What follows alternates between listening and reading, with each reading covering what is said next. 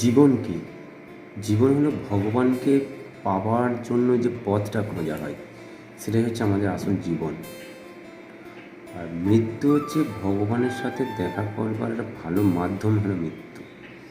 যেমন ধরো যে আমরা যখন মারা যাই, তারপরে ভগবানের সাথে দেখা করে ভালোটা সুযোগ পাওয়া যায়, তবে সেটা কিন্তু মৃত্যুটা যেন স্বাভাবিক হয়। আমি কোনো সুইসাইড করলাম, খারাপ মাধ্যমে আমি মৃত্যুবরণ করলাম, সেটা নয়।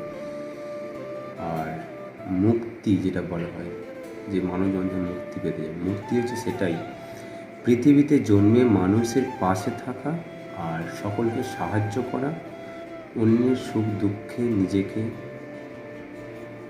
মানে কী বলা যায়, নিজেকে তার সাথে যুক্ত রাখা, তাকে সাহায্য করব, তাকে কষ্ট থেকে চেষ্টা করব দূর করা, এটা হচ্ছে মানব জন্মের আসল মুক্তি। আর সুখ যদি বলা যায়, তাহলে বলতে হবে জীবনকে আনন্দ দেওয়ার পথই হলো আসল সুখ।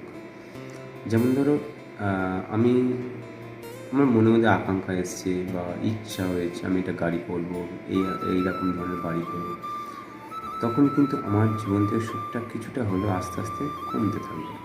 কারণ যখনই আমি কোনো চাওয়ার আকাঙ্ক্ষা আসবে, ইচ্ছা আসবে, তখনই কী হবে, সেই চাওয়ার আকাঙ্ক্ষা বা সেই ইচ্ছেটা যতক্ষণ না পূরণ করতে পারা যায়, ততক্ষণ কিন্তু সে সুখী হতে পারবে না।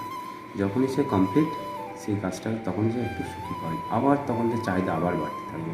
তাই তোমার জীবনে যতটুকু তুমি পেয়েছো, যা পেয়েছো, এটাকে নিয়ে তুমি শান্তি থাকার চেষ্টা করো, তাহলে দেখো সুখ ওখানেই আমার সর্বসুখ বলা হয়, ওখানেই তুমি পেয়ে যাবে।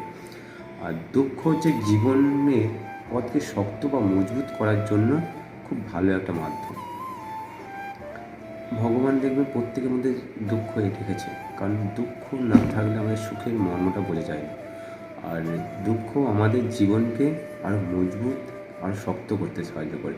যেমন ধরুন, সোনাকে যত পোড়ানো যায় আগুনে, তত খাঁটি হয়। ঠিক একইভাবে দুঃখ আমাদেরকে মানব জন্মকে আরও শক্ত মজবুত করতে সাহায্য করে।